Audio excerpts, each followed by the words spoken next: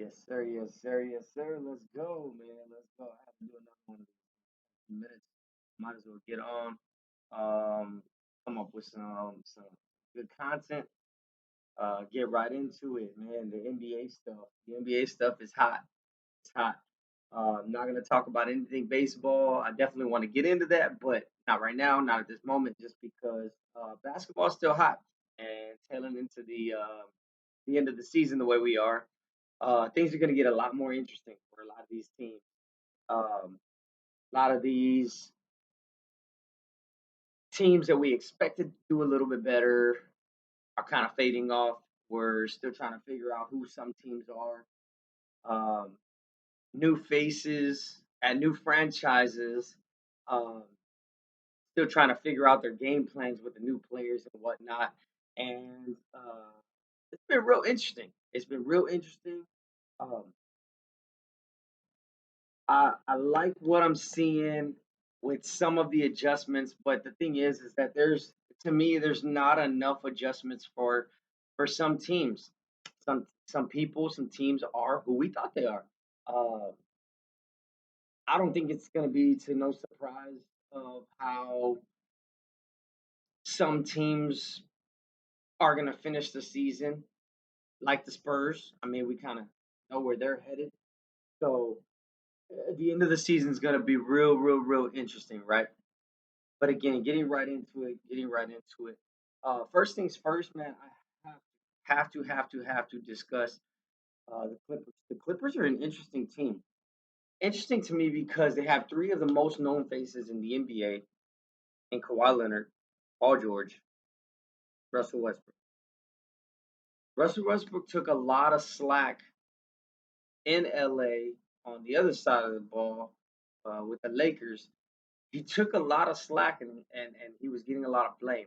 You had a lot of his fans extremely upset about him having to take that blame, right?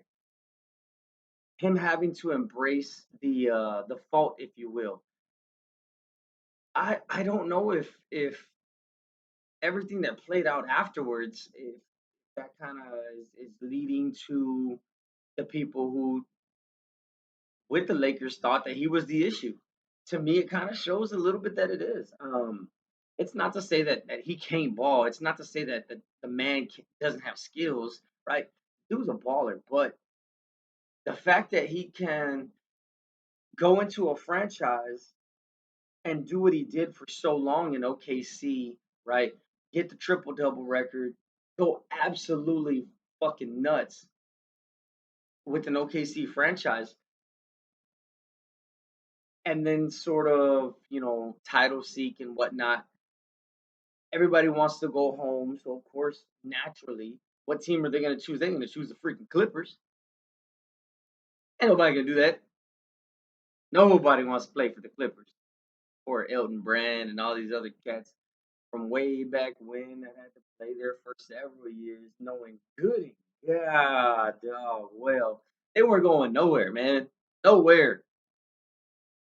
But the team now has an opportunity.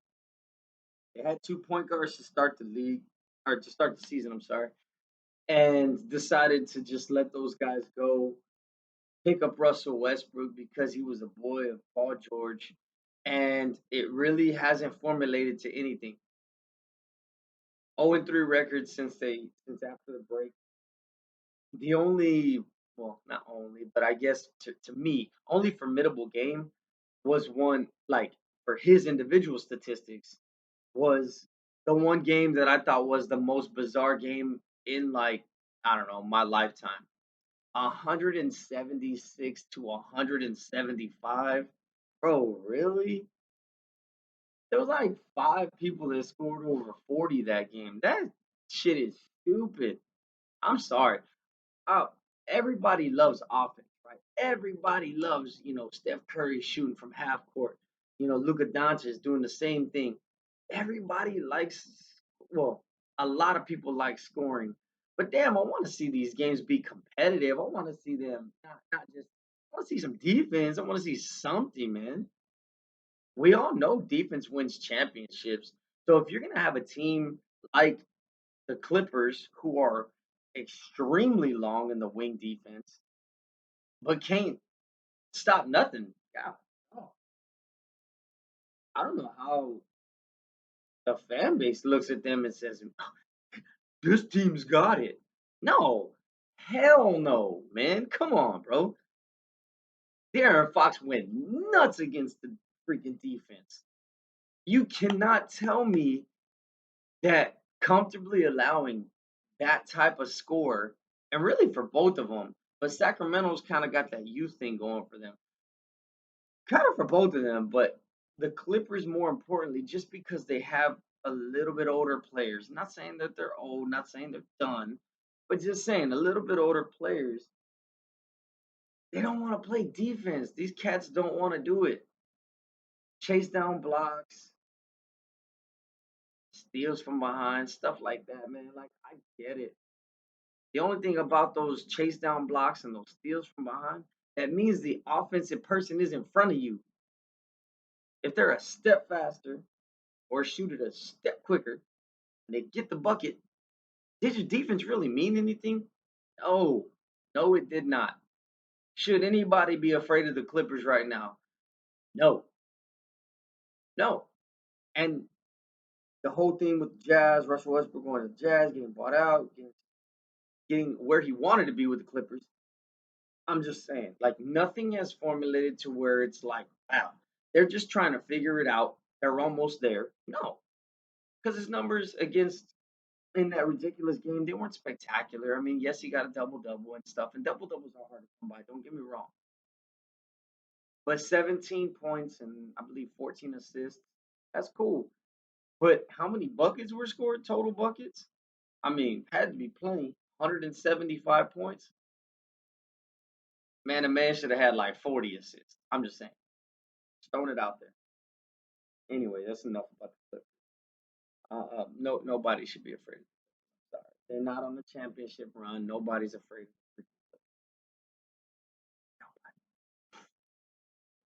The Knicks. So it's kind of weird to even bring up, the Eastern Conference, knowing that they have teams like the Bucks, who I'm not really gonna get deep into, but I will say are going absolutely berserk with the what 15, 16 game win streak. Middleton is balling. Giannis is banged up, gets in the game, balling. The man's still putting up stupid points. And then you have Drew Holiday, who, man, I feel like this dude, you can't like he's the label of what we would normally call a journeyman, being that he's bounced around from a couple of teams now, but he's really been that trade asset that has been utilized so many times to acquire pieces, right? Trades and other players from these other teams that he's ended up leaving. The Pelicans did it. I'm trying to think of some other teams that he's even played on, but I know it's been a few. But other teams have gotten players back in return. But every time this dude moves, he's either arguably an all star, or he is an all star like he was this year. Drew Holiday is whew, skilled, right? Skilled, and now playing with who's that? Lopez, playing with Giannis, playing with Middleton.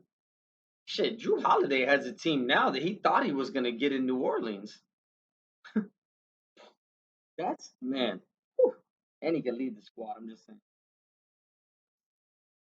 Um. Anyways, that's enough about Milwaukee. I said I did it anyway, man. God damn. The Knicks. Uh, I don't know what is the problem slash solution that they got going on right now, but something's just working. It's just clicking. Josh Hart has come in and just gone freaking crazy. Doesn't want to give any credit to himself, and I do appreciate that, man. I always like the humble cat. Um, always try to emphasize that, for my own livelihood, right? Josh Hart is saying, man, it's a team, it's a team, it's a team, it's a team, it's a team, it's a team. He's saying all the right things, but they're clicking on all cylinders. Lower scoring games, standing up, playing good. Higher scoring games, they're like, we can score two. The Knicks being in a relatively weak Eastern Conference, such as Patrick Beverly said, um, it's going to be interesting down the stretch because again, they're a long team, just like Milwaukee is. Long as in got good wing defenders.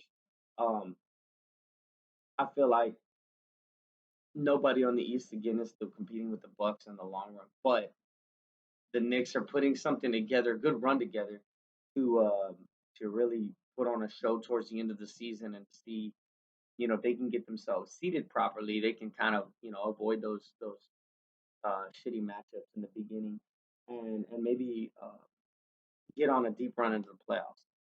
I'm sure every Knickerbocker fan is like, oh my god, because they haven't done shit in so long.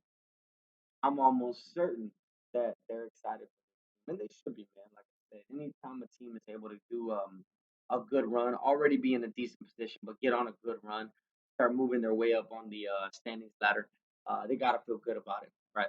For the Knicks, for the Knicks. If they keep kind of going the way they're going, then they may get themselves in somewhat of an argument as far as to, um, like I said, get on a deep playoff run, and it'd be interesting to see that. The Lakers, man. So the Lakers are always going to be interesting. Anytime, again, I'm a huge LeBron fan, but anytime you discuss the Lakers are on every freaking media outlet, always, constantly, to the point where people are just like,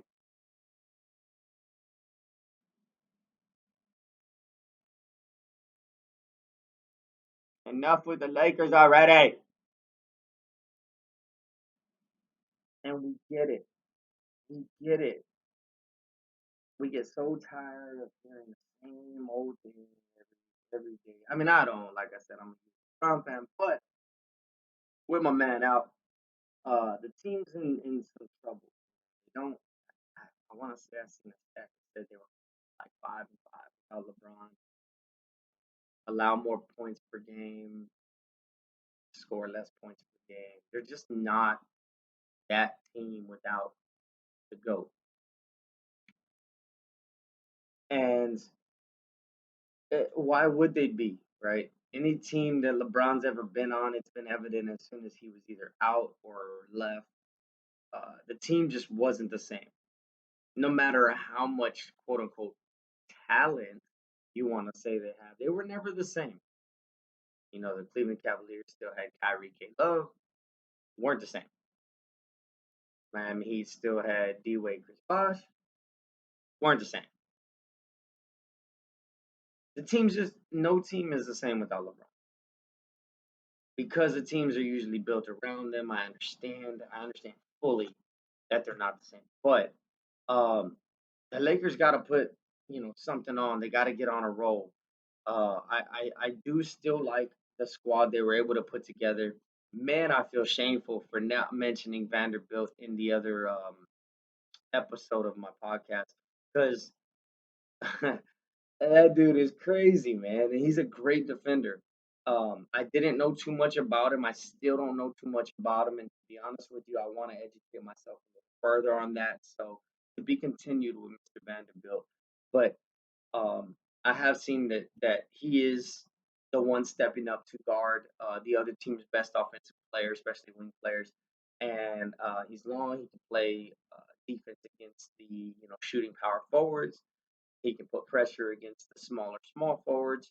So the dude is great on the wing. And to be honest with you, I'm gonna educate myself a little bit further on him because it's one of those things that like without knowing it, I don't want to discuss it. I don't want to sound foolish discussing somebody that I'm not too familiar with, right? But the dude's a baller.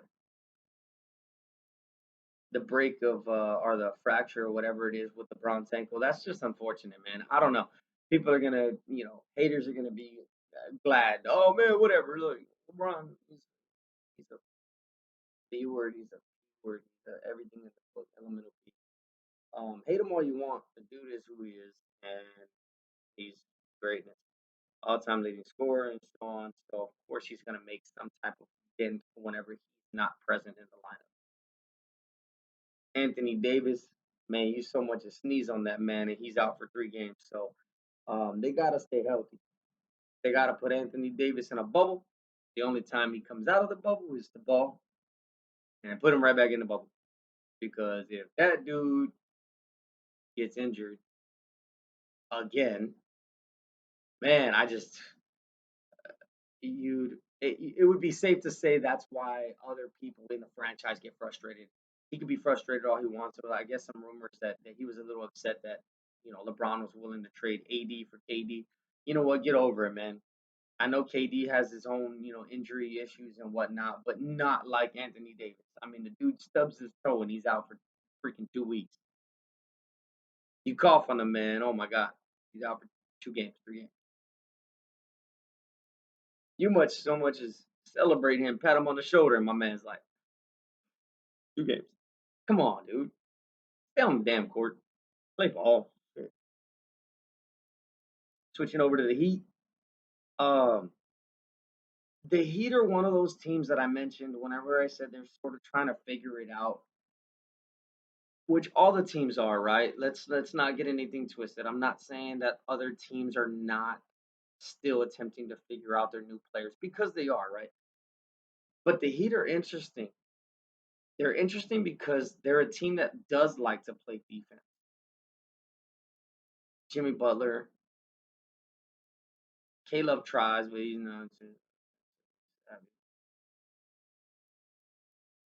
but some of the other guys on the team, they're willing to get out there. They're willing. Their scores for the Miami Heat games aren't going 120, 140 every single game, right? They are putting a lot of emphasis on defensive structure and making sure to keep the game in front of them. They have done so since getting Jimmy Butler, and that's why they've traded some pieces out and stuff to make sure that the team that they put on the floor is willing and ready to play both sides of the ball. So I give them all the credit in the world in regards to the coaching staff for trying to put a team that's on the court that is willing to do everything. And you can tell they're trying to figure out Caleb because in his first game, um, I looked at the stats before. He had no points, 8 rebounds, 4 assists. In his second game, I think 13 points, 14 rebounds, had a nice little double double. But then in the last game, 8 points, 5 rebounds. So to me, that tells me just coming in, we're not going to run any offense through you, right? Get boards past the ball. The second game, hey, we're going to figure out some offense for you. So we're going to run some plays, basic plays, because obviously they can't be too like constructed, man. It can't be too crazy, pick and pop type stuff. So we're going to run some offense through you. Oh, okay, we scored, but I think they still lost. So it's like, okay, maybe that's not going to work. And then it's like, all right, let's take a small step back. We're going to do offensive rebound type scoring, get you a few points here and there, get you some paint points, right? Even though that's not really his style. And that's why I said they're still having to figure out K Love. He's not 21, 22, 23. I don't remember when he was drafted, but he's not 20, young 20s. K Love, Minnesota, 2020. Because if they got that 2020 guy, I'm just saying. I might have said they would have competed with Milwaukee in an instant.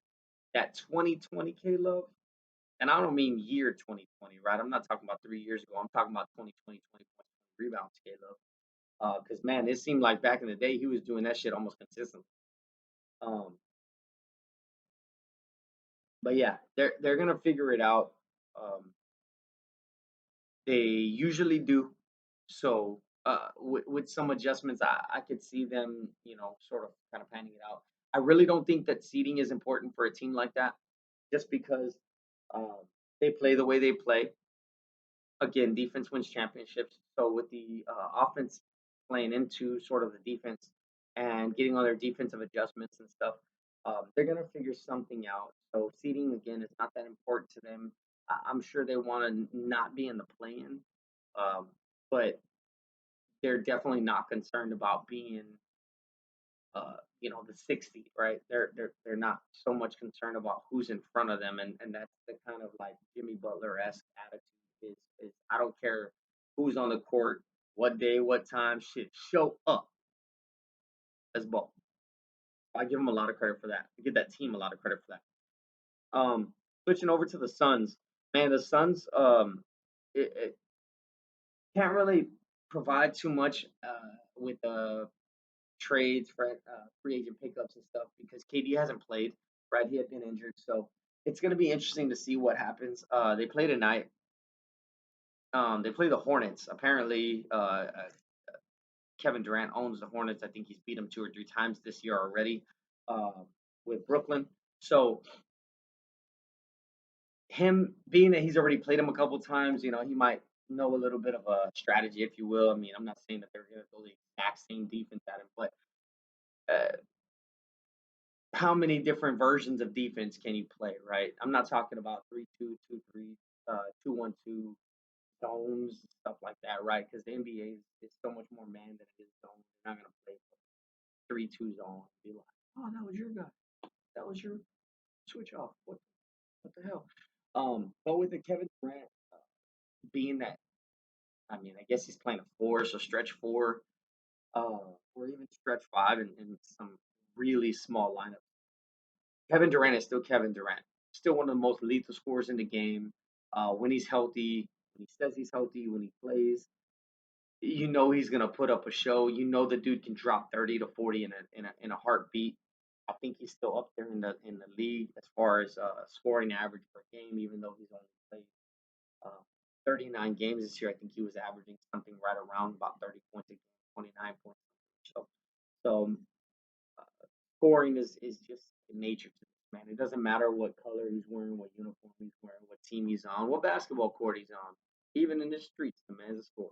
So it's gonna be interesting to see tonight. And to be honest, that's one of the games that I'm a little interested in being tuned into because I kind of want to see how it works out with Devin Booker. Um, Not so much Chris Paul because I can see an adjustment from the team to kind of go away from Chris Paul a little bit. And it's not to say anything bad about Chris Paul, but it's just that he's kind of lost a little bit. He can't keep up with these newer point guards, man. They're just way too fast. But he's a defensive liability for sure. But I mean, we're talking Phoenix Suns and defense, so again, going back to like the Kings and the Clippers and stuff like that. I mean, shit, are we really, really talking emphasis on some defense for these teams? Absolutely freaking not. Um, the Suns scare nobody defensively. Chris Paul, Devin Booker, can't even remember, Kevin Durant, and Ayton. Poor DeAndre Ayton. Gonna play defense all by himself within about 15, 20 feet of the paint. And if he can't stop it, then they're just gonna score, man. I can see the game tonight, being one of them 120s, 130s types games just because of KD's return and all that stuff. I'm sure they're gonna be trying a little harder to win and stuff because he's there, but whatever. Suns don't scare nobody. Period. Period. The two teams. And then Dallas with Kyrie. Dallas with Kyrie, I don't know how much there is to figure out. That's why, like with them, I want to say figuring it out, but Luca's been doing so much by himself for so long. Not by himself, but you know what I mean. He's been doing so much of the work himself that having a Robin, if you will, and Kyrie has taken the back seat saying, "Hey, it's Kyrie's team." I mean, it's Kyrie, it's Luca's team. Um, Luca, right? Luca's team. I'm just here to score. I'm just here to play. Whatever else he said, and we get it, man. Like Kyrie can score with the best of them, but it's like, how much do you have to figure out with a just a score, right? I'm not gonna call him a defensive liability because I mean Kyrie can still stay in front of people, but he could burn just as many people that burned him. He gets burned on one side of the ball, he's gonna come back down and just be like, get him right back. Um, but again, I don't know how much you have to figure out with a just natural scorer like Kyrie. J Kidd is doing Jason Kidd, the head coach, is got his work for himself with trying to see how they sort of work together. But it's kind of weird because again, they're both ball handlers. They're both needing the rock in their hand. Like Kyrie's not really a shooter in the wing type guy. He is creator for himself, a little bit for others. Luca is the creator for himself and a lot for others, right? That's why he has the stats he does. But Luca has the ball in his hands so much, and history will show that Kyrie has had to have that same thing um, in other teams, and that's why it didn't really work out in Boston uh, with Tatum and Brown. It didn't work out because those two are such a dynamic tandem. They were able to feed off of each other. I don't see the same continuity, if you will, with Kyrie and Luca. That's just me. I'm no expert. I'm just teasing from the Southwest side. You know what I mean? I'm nobody, but I'm just saying, like, it's interesting to me to see kind of how it's all going to play out, and I'm curious to see how it plays out. But that's one that I really can't call because it's like who takes a backseat to who. If you're going to say and look at the type of player that they both are, it would make sense or behoove the team to have Luca be the pass first guy, right? But that means that Luca is giving up a lot of offense just to put Kyrie in a situation to provide the same offense that Luca was already providing. And it would have to say that Kyrie would have to be better off the ball.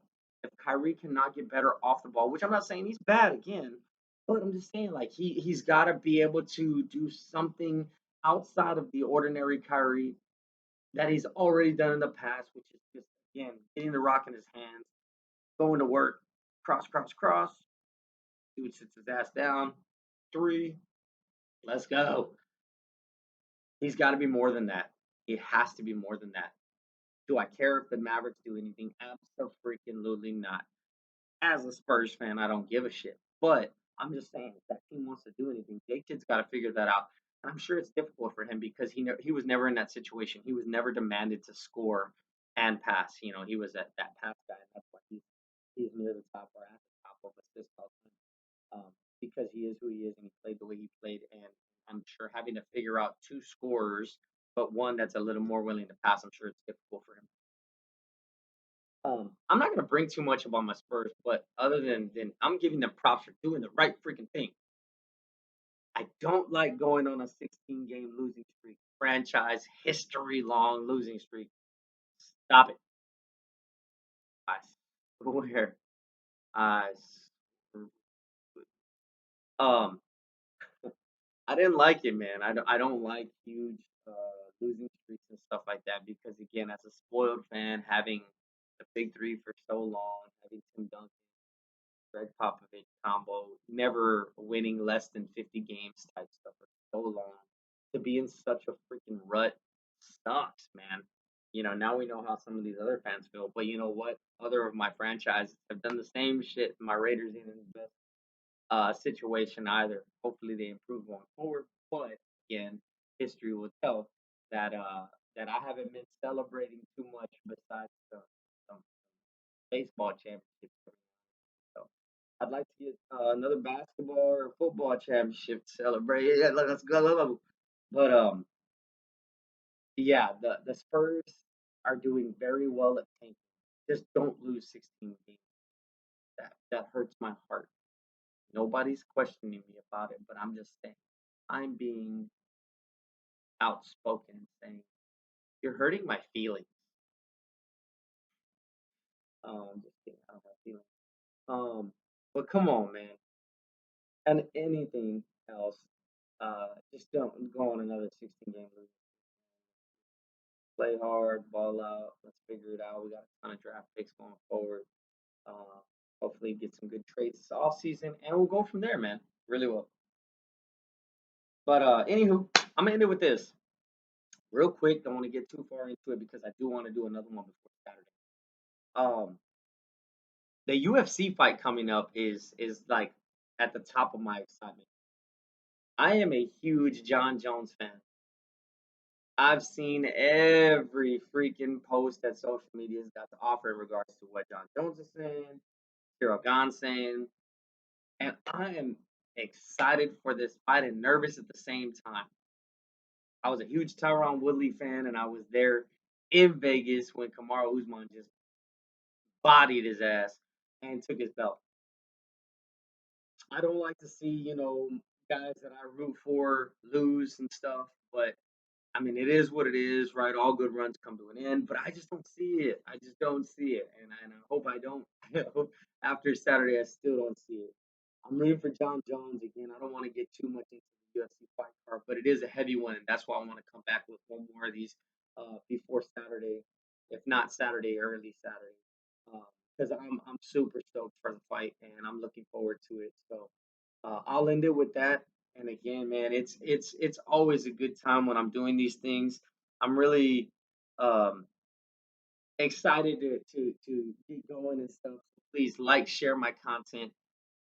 Leave me comments. Let me know where I can adjust myself. Let me know where I can do better. Hit me up on whatever platform you have, whether it's my number or Facebook or whatever. I don't care. But hit me up. Let me know how you think. Let me know what you feel, and let me bring up some topics you want to discuss. Again, I wanna be hitting the topics people are interested in listening about. So again, appreciate all the support so far. Thank you going forward, and I'm out.